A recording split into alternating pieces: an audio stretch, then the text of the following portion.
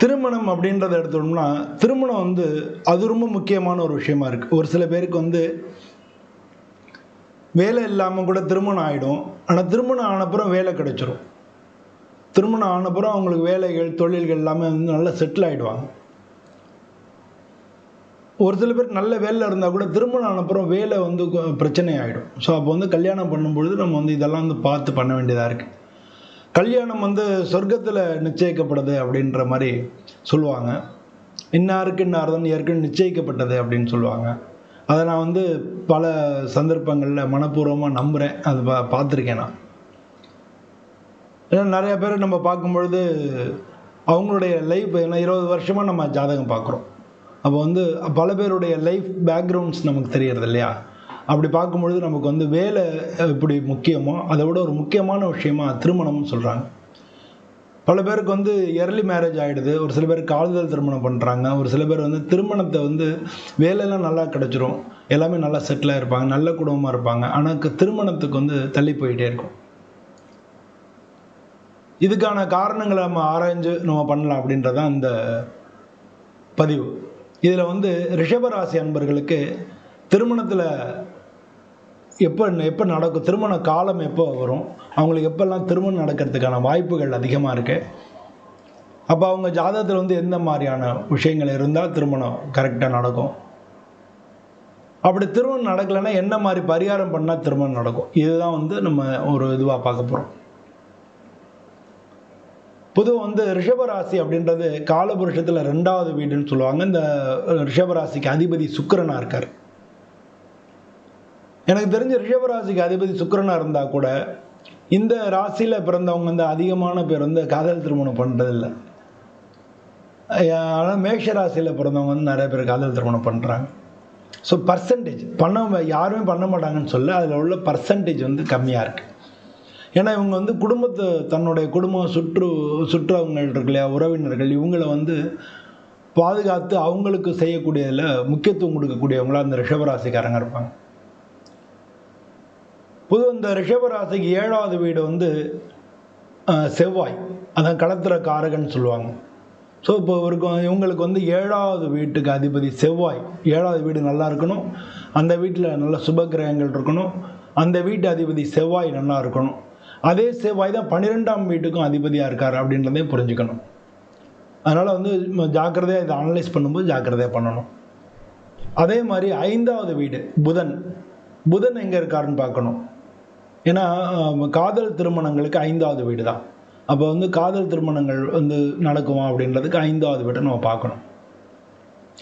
இதெல்லாம் மட்டும் இல்லாமல் இவங்களுடைய ராசி அதிபதி சுக்கிரன் நல்ல பொசிஷன்ல இருக்கணும். சுக்கிரன் நல்லா இருந்தால் தான் வந்து இவங்களுக்கு வந்து திருமணம் நல்ல முறையில் நடக்கும். இதுக்கு அடுத்து வந்து என்ன பார்க்கணும் அப்படின்னா 9வது வீடு. 9வது வீட்டுக்கு அதிபதி வந்து சனி பகவான். சனி பகவான் வந்து பல பேருக்கு வந்து பிரச்சனைகளை ஏற்படுத்தினால இவங்களை பொறுத்தவரை சனி பகவான் யோகக்காரகன். சனி பகவான் நல்ல பொசிஷனில் இருந்தாருன்னா உங்களுக்கு எந்த தடையும் இல்லாமல் திருமணங்கள் வந்து நல்லபடியாக நடக்கும். ஏன்னா 9வது வீட்டுக்கு அதிபதி வந்து இவங்களுக்கு சனி பகவான். அதே மாதிரி 11வது வீட்டுக்கு அதிபதியும் சனி பகவான். ஸோ 11வது வீட்டுக்கு அதிபதி வந்து குரு பகவான். நான் தவறாக சொல்லிட்டேன், மன்னிக்கவும். 11வது வீட்டுக்கு அதிபதி குரு பகவான். அந்த இவங்களுக்கு சனியும் நல்லா இருக்கணும், குருவும் நல்லா இருக்கணும். ஸோ இந்த மாதிரி வந்து சனி பொதுவாக உங்களுக்கு யோகக்காரகன் அப்படின்றதுனால சனி பாதிக்காமல் இருந்தாலே இவங்களுக்கு வந்து திருமணங்கள் வந்து நல்லபடியாக நடக்கும். ஸோ இதெல்லாம் வந்து எந்தெந்த கிரகங்கள் எந்தெந்த பாவங்கள் அப்படின்னு அந்த 2 விஷயத்தை பார்த்துட்டோம். திருமணம் எப்போ நடக்கும் அப்படின்றத பார்த்தோம்னா, இந்த ராசியில் இருக்கக்கூடிய நட்சத்திரங்கள் கிருத்திகை, ரோகிணி, மிருகசீரிஷம், இது 3 இருக்கு. கிருத்திகையினோட 2, 3, 4 பாதங்களாக இருந்து நீங்கள் ரிஷபராசி கிருத்திகை நட்சத்திரமாக இருந்ததுன்னா நீங்கள் பிறக்கும் பொழுதே வந்து உங்களுக்கு சூரிய தசை இருக்கும். அதுக்கடுத்து சந்திர தசை 10 வருஷம், செவ்வாய் தசை 7 வருஷம். அதுக்கடுத்து இந்த ராகு தசை இருக்கு இல்லையா, இதுதான் உங்களுக்கு முக்கியமான ரோல் பிளே பண்ணுறது.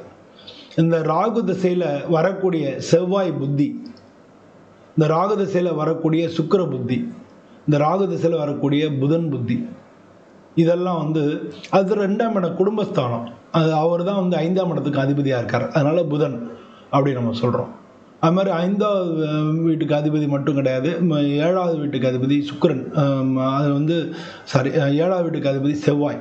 அப்போ வந்து ராகு திசையில் செவ்வாய் புத்தி. இவங்களுடைய ராசி அதிபதி சுக்கிரன். அதனால் ராகு திசையில் சுக்கிர புத்தி. ஸோ இந்த மாதிரியான தசாபுத்திகள் நடக்கும் பொழுது, அது மட்டும் இல்லாமல் ராகு திசையில் சனி புத்தியில் கொஞ்சம் டிலே ஆகும். டிலே ஆகி பிரச்சனை ஆகி கடைசி நேரத்தில் குழப்பமாகி கடைசி நேரத்தில் கல்யாணம் ஆகிடும்.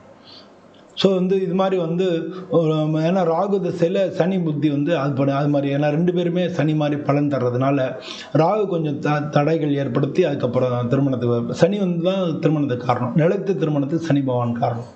ஸோ இந்த மாதிரியான விஷயங்கள் வந்து அவங்க ஜாதகத்தில் அந்த காலகட்டங்கள் நடக்கும்போது நடக்கும். இதில் வந்து ஏதாவது ஒரு சில குறைகள், ராகு கேது வந்து உங்களுக்கு பிரச்சனைகளை ஏற்படுத்தும்.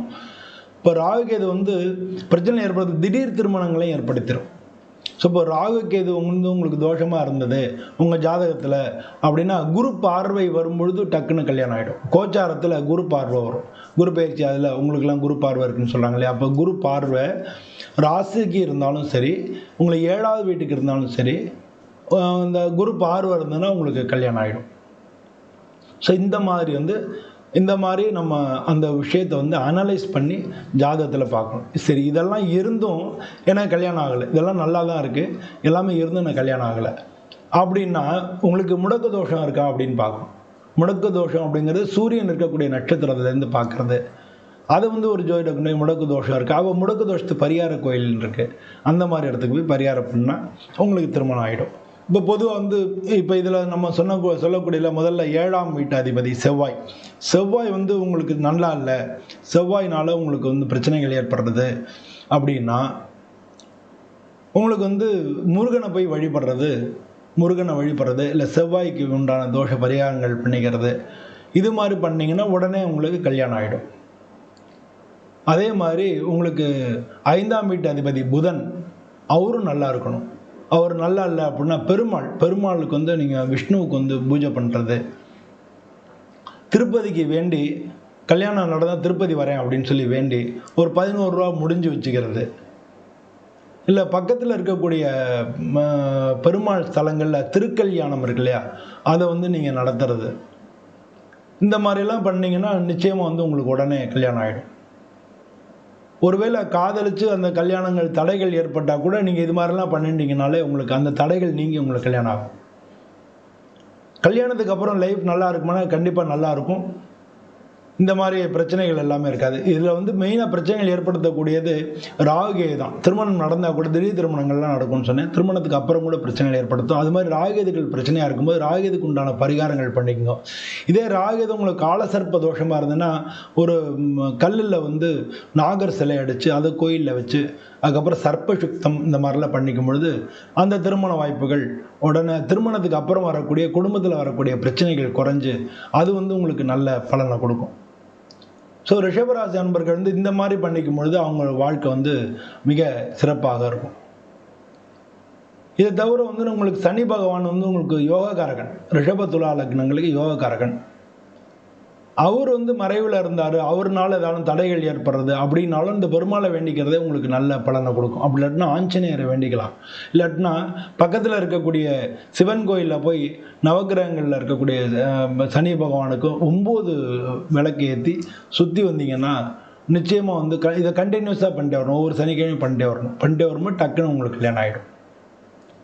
ஸோ நம்ம ரிஷபராசிக்காரங்களுக்கு இந்த மாதிரியான விஷயங்கள் வந்து நீங்கள் பண்ணிக்கிறது ரொம்ப ரொம்ப முக்கியம். உங்கள் ஜாதகத்தில் எப்படி இருக்குது அப்படின்னு சொல்லி பார்த்துட்டு அதுக்கு தகுந்த மாதிரி பண்ணிங்க. உங்கள் முடக்கு தோஷம் இருக்கான்னு பார்த்துங்க, அதுவும் பண்ணிங்க. இதெல்லாம் அன்னியில் வந்து உங்களுக்கு 8வது வீட்டுக்கு அதிபதியாக குரு பகவான் இருக்கார், லாபாதிபதியும் அவர் தான் இருக்கார். அதனால் கோச்சாரத்தில் குரு பார்வை வந்ததுன்னா உங்களுக்கு நிச்சயமாக கல்யாணம் ஆகிடும். ஸோ இந்த மாதிரி வந்து நீங்கள் ஒரு ஜாதகத்தை விரிவாக அனலைஸ் பண்ணி நீங்கள் பண்ணிக்கும் பொழுது நிச்சயமாக வந்து திருமணத்தில் உள்ள தடைகள் நீங்கி திருமணம் நடக்கும். நமக்கு இப்போ பல பேர் பண்ணுறப்போ வந்து ஆணுக்கு தகுந்த அளவு பெண் இல்லை, பெண்ணுக்கு தகுந்த அளவு ஆணுக்கு இல்லை அப்படின்னு. ஆனால் பார்த்தோம்னா பல இடங்களில் வந்து இப்போ எனக்கு தெரிஞ்ச ஒருத்தர் வந்து நல்ல வெல் செட்டில்டு, ரொம்ப வெளிநாட்டில் ஒரு பெரிய டாக்டராக இருக்கார். பட் அவருக்கு வந்து மேரேஜ் வந்து தடையாகிறது. அதே என்கிட்ட வந்து ஹெல்ப்புக்கு ஒருத்தர் வந்தார், ஒரு டிரைவர்னு வச்சுங்களேன், அவர் வந்தார். அவருக்கு பார்த்தீங்கன்னா கல்யாணம் ஆயிடுச்சு. இவருக்கு வேலை இல்லை, கல்யாணம் ஆகிடுச்சு. அவர் நல்ல வேலை பார்க்குறாரு, ஆனால் கல்யாணம் ஆகலை. ஸோ இது மாதிரி நிறைய நம்ம வாழ்க்கையில் வந்து பார்க்க முடியாது. அதனால் வந்து இந்த தன்னுடைய ஜாதகத்தில் கரெக்டாக இருந்ததுன்னா நமக்கு வந்து அதே மாதிரி வந்து டக்குன்னு கல்யாணம் ஆகிடும். ஒரு உதாரணம் சொல்ல போனால், எனக்கே வந்து லக்னத்தில் ராகு, 7ல் கேது, தனியாக இருக்காங்க, வேறு எந்த கிரகத்தோடு சேராமல். ஆனால் எனக்கு வந்து ஒரே பொண்ணு பார்த்து உடனே டக்குன்னு கல்யாணம் ஆகிடுது. திடீர் திருமணம் நடக்கும் அப்படின்னு நம்ம சொன்ன மாதிரியே எனக்கு ஆகிடுது. ஸோ அந்த மாதிரி வந்து நமக்கு திருமண தடைகள் வந்து நீங்கக்கூடியதில் ஒவ்வொருத்தருடைய ஜாதகத்துக்கும் ஒரு பெக்யூலியரான விஷயங்கள் இருக்குது.